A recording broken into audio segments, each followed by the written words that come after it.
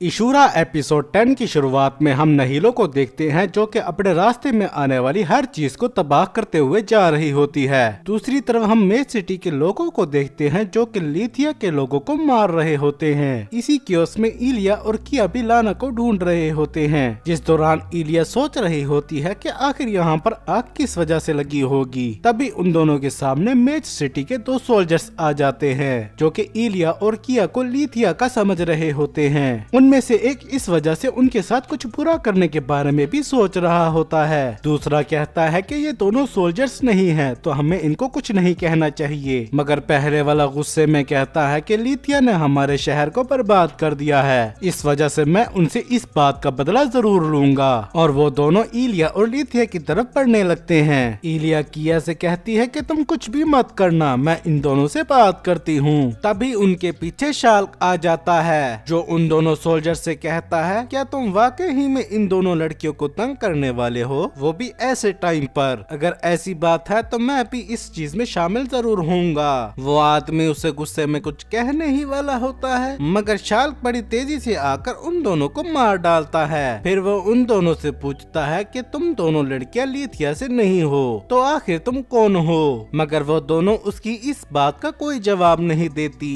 तो शाल्क कहता है, अगर तुम इस बात का कोई जवाब नहीं दोगी तो मारी जाओगी। इलिया भी अपने मन में सोचती है कि अगर मैंने किया को इसे मारने का ना कहा तो हम दोनों ही मारे जाएंगे। लेकिन वो जितना फास्ट है, क्या मैं उसके अटैक करने से पहले किया को ये बात कह सकती हूँ? तभी किया कहती है कि मैं यहाँ पर ईटा सिल्वन प्रोविंस से यहाँ पढ़ाई करने आई हूँ और मेरे साथ जो है वो मेरी प्रोफेसर है। आपने हमारी जान बचाई, इस चीज के लिए आपका शुक्रिया। लेकिन फिर भी आपको उन दोनों को मारना नहीं चाहिए था। इलिया किया को ऐसा कहने से रोकती है, मगर किया कहती है कि उन दोनों ने कुछ भी नहीं किया था और मैं उन दोनों को अच्छे से संभाल लेती। जो बात सुनकर शाल्क हंसने लगता है। फिर वो उन दोनों को ईस्ट साइड पर जाने का कहता है, जहाँ पर वो दोनों सेफ रहेंगी। किया उससे उसका नाम पूछती है, मगर शाल्क कहता है कि मेरा कोई नाम नहीं है, मेरे पास नाम तब था जब मैं जिंदा था। इसके बाद इलिया और किया उस जगह पर आ जाते हैं जहाँ पर शाल्क ने उन्हें जाने का कहा था, जहाँ पर लीथिया के सोल्जर्स आप अवाम को सेफ रखने के लिए वहाँ से बाहर निकाल रहे थे। इलिया किया से कहती है कि हमें भी इस शहर को छोड़ देना चाहिए। मैं जानती हूँ कि तुम लाना की वजह से परेशान होगी, लेकिन तुम भी देख सकती हो कि इस जगह पर काफी ज्यादा खतरा है। और वो अपने मन में सोचती है कि किया इस दुनिया की हकीकत के बारे में कुछ भी नहीं जानती। फिर वो सोचती है, जैसे मैं किया को प्रोटेक्ट कर रही हूँ, काश मेरे बचपन में भी मुझे कोई ऐसे प्रोटेक्ट करता। मगर असल में हर इंसान को अपनी स्ट्रेंथ के मुताबिक लड़ना ही पड़ता है। तब भी किया कहती है, मैं तब भी लाना को बचाना चाहती हूँ। वो कहती है कि मुझे लगता है कि मैं सब कुछ कर सकती हूँ, इसलिए मैं ये बात एक्सेप्ट नहीं कर सकती कि मैं अपनी ही दोस्त को नहीं बचा पाई। और मुझे लगता है कि अगर मैंने अभी उसे नहीं बचाया तो मैं बाद में जाकर इस चीज के बारे में पछताऊंगी। और वो इलिया का हाथ पकड़ते हुए कहती है कि मैं चाहती हूँ कि इस चीज में आप भी मेरा साथ दें। इलिया सोचती है कि मेरे पास लाना को मारने की अब कोई वजह नहीं है, लेकिन मैंने अगर किया को उसके पीछे जाने दिया तो शायद किसी को इस बारे में पता चल जाए कि किया ही वर्ड है। और वो इलिया को कुछ कहने ही वाली होती है, मगर किया कहती है कि मैं चाहती हूँ कि आप मेरे साथ रहे। जो सुनकर आखिरकार इलिया भी उसकी बात मान जाती है, जो सुनकर किया खुश हो जाती है और वो दोनों उसी रुमाल के जरिए लाना को ढूंढने लगते हैं। तभी किया के ऊपर एक बहुत बड़ी बिल्डिंग गिरने लगती है, मगर किया अपनी वर्ड का इस्तेमाल करके उसे दूर गिरा देती है और वो दोनों आपस में बात करते हुए दोबारा से लाना को ढूंढने लगते हैं। इसके बाद हम दाकाई को देखते हैं जो कि एक फाउंटेन को देखते हुए कहता है कि मुझे ये काफी ज्यादा पसंद था। तभी उसके सामने ऊपर आसमान से कुछ वेवरेंट्स की बॉडी गिरती है और उसके पास बड़े एक रेडियो में एक सोल्जर अब तक होने वाले सारे हादसे की रिपोर्ट देने लगता है। तभी नहीलो भी भागते हुए वहाँ पर आ जाती है, जिसे दाकाई भी देख रहा होता है और वो नहीलो से कहता है कि यहाँ से सारे सोल्जर्स जा चुके हैं, सिर्फ मैं ही यहाँ पर बचा हूँ। नहीलो कहती है कि तुम्हारा मुझे ये बात बताने का शुक्रिया, लेकिन तुम्हें भी यहाँ से चले जाना चाहिए। मगर दाकाई कहता है, क्या तुम मुझसे मजाक कर रही हो? मैंने उन सारे सोल्जर्स को जाने का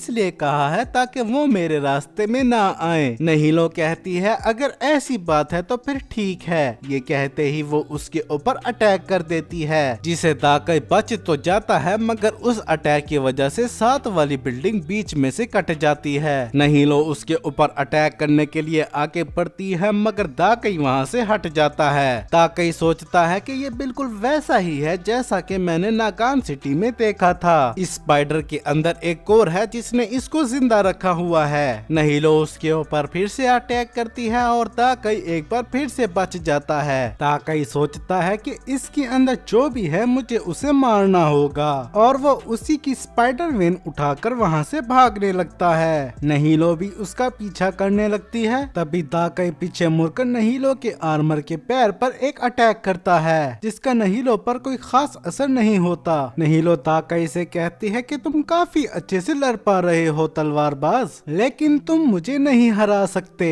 तभी दाकई नहीलो के आर्मर पर वही निशान देखता है जो कि शोजिरो के अटैक की वजह से लगा था। इसके बाद वो दोनों दोबारा से एक दूसरे से लड़ने लगते हैं। तभी नहीलो एक बहुत बड़ी जंप लगाती है और हवा में बनाए हुए अपने वेब्स के ऊपर लटक जाती है और वहाँ से कूदकर दाकई के ऊपर से अटैक करती है, मगर दाकई वहाँ से हटकर बच जाता है और वो नहीलो से कहता है कि मुझे लगा ही था कि तुम ऐसा ही करोगी। नहीलो कहती है अब मरने का वक्त आ गया है, जिसके जवाब में दाकई कहता है तुम्हारे मरने का वक्त आया होगा और वो अपनी पीठ पीछे से हैंड साइन बनाता है जो कि पीछे बिल्डिंग में खड़े हुए सोल्जर्स के लिए इशारा होता है। जो इशारा मिलते ही वो सोल्जर कोल्ड स्टार की पावर से नहीलो के ऊपर अटैक कर देते हैं, जिस अटैक की वजह से वो आर्मर पूरी तरीके से जल जाता है। मगर नहीलो अंदर बैठी बिल्कुल सेफ रहती है और वो हंसने लगती है और वो दोबारा से खड़ी होने लगती है। हम देखते हैं कि उस अटैक की वजह से भी नहीलो का वो आर्मर बिल्कुल भी खराब नहीं हुआ था और वो अपना एक अटैक करके उस सामने वाली बिल्डिंग को तबाह कर देती है जहाँ से उन सोल्जर्स ने उसके ऊपर अटैक किया था। नहीलो कहती है कि हीट और इम्पैक्ट अटैक से इस आर्मर को कुछ नहीं होता। तुम्हें क्या लगा था, क्या तुम मुझे इस तरह से हरा दोगे? दाकई इसी बारे में सोच रहा होता है कि कैसे उसने इस आर्मर को तोड़ने की काफी ज्यादा कोशिश की मगर फिर भी वो नाकाम रहा और वो इस बारे में भी सोचता है कि आखिर कैसे किसी ने इस आर्मर को तोड़ दिया और नहीलो एक पंजा मारकर दाकई को दूर गिरा देती है, जिसे दाकई को चोट तो लगती है मगर वो दोबारा से खड़े होकर नहीलो से लड़ने के लिए तैयार हो जाता है और वो साथ में नहीलो से ये भी कहता है कि तुमने मुझे तलवारबाज कहा था, जबकि मैं तलवारबाज नहीं बल्कि एक बैंडिट हूँ। नहीलो उसके ऊपर अटैक करने के लिए आगे बढ़ती है मगर दाकई एक ऊंची जंप लगाकर उन्हीं वेब्स के ऊपर लटक जाता है और वो वहाँ से कहता है कि मैं एक बैंडिट हूँ, इस वजह से मैं दूसरों के हथियार चुराने में काफी ज्यादा माहिर हूँ। और वो नहीलो के आर्मर के ऊपर आके उसके भेजे में अपनी तलवार घुसाकर उसके नर्वी सिस्टम में छेड़छाड़ी करता है, जिससे कि वो आर्मर ओपन हो जाता है। नहीलो भी हैरानगी से पूछती है कि आखिर तुमने ये कैसे किया? दाकई बताता है कि तुम जिस मशीन के अंदर बैठी हुई हो वो एक बायोलॉजिकल वेपन है और उसके नर्वी सिस्टम में छेड़छाड़ी कर उसे कमांड दी जा सकती है और ये काम मैंने मैंड्रिक के पॉइजन से किया है। फिर नरेटर हमें बताता है कि दाकई ने हिग्वेरे की बहुत सी तलवारों में से एक तलवार चुरा ली थी, जिसका पॉइजन किसी भी जिंदा चीज के नर्वी सिस्टम के ऊपर डायरेक्ट अटैक करता है और दाकई ने उसी पॉइजन का इस्तेमाल करके नहीलो के आर्मर को ओपन किया था। जो कट सोजिरो ने नहीलो के ऊपर लगाया था, दाकई ने उसी जगह के जरिए से हिग्वेरे का पॉइजन नहीलो के आर्मर के नर्वी सिस्टम में डाला था। यहाँ नहीलो दाकई से कहती है लगता है तुम्हें बातें करना काफी ज्यादा पसंद है। दाकई कहता है क्या तुम्हें मुझसे बात कर अच्छा लगा?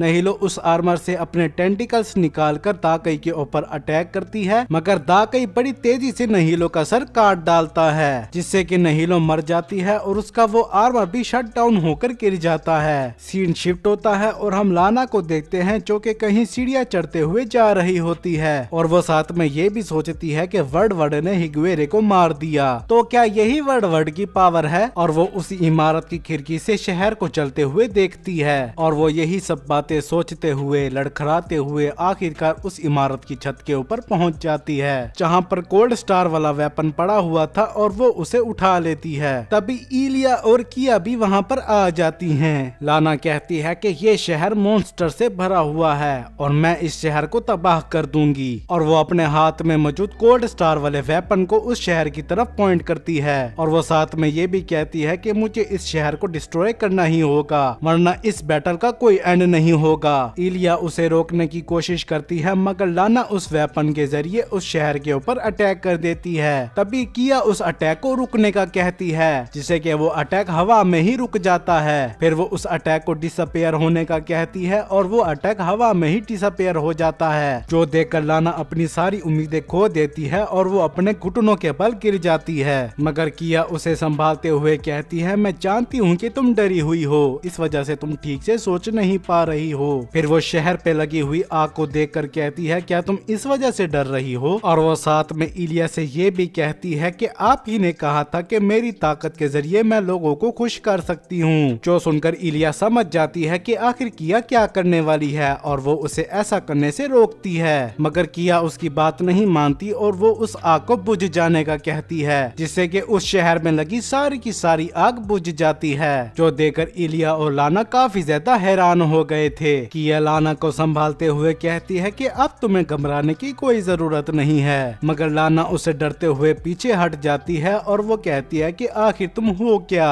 वो काफी ज्यादा डरी हुई थी क्योंकि उसने अभी अभी ही किया की असल पावर देखी थी, मगर इलिया उसे संभालते हुए गले से लगा लेती है। लाना इलिया से कहती है, क्या तुम मुझे मारने वाली हो? मैं तुमसे भीख मांगती हूँ, प्लीज मुझे मत मारना, देखो तुम्हारे पीछे किया मुझे देख रही है। तभी किया लाना से कहती है, मुझे माफ करना कि मैंने तुमसे ये बात छुपाई कि मैं कुछ भी कर सकती हूँ, मुझे माफ कर दो कि मैं तुम्हारे शहर को नहीं बचा पाई। इधर लाना इलिया से कहती है कि ये जरूर किसी किस्म की मॉन्स्टर होगी, लेकिन तुम इसकी एक अच्छी प्रोफेसर बनना चाहती हो, इसलिए प्लीज मुझे मत मारना। जिस पर इलिया मुस्कुराते हुए कहती है कि मैं तुम्हें कोई भी नुकसान नहीं पहुंचाऊंगी। और उसके ऐसा कहने के साथ ही ये एपिसोड यहीं पर खत्म हो जाता है। वीडियो अच्छी लगी हो तो लाइक करें, वीडियो कैसी लगी इस बारे में कमेंट्स में बताएं।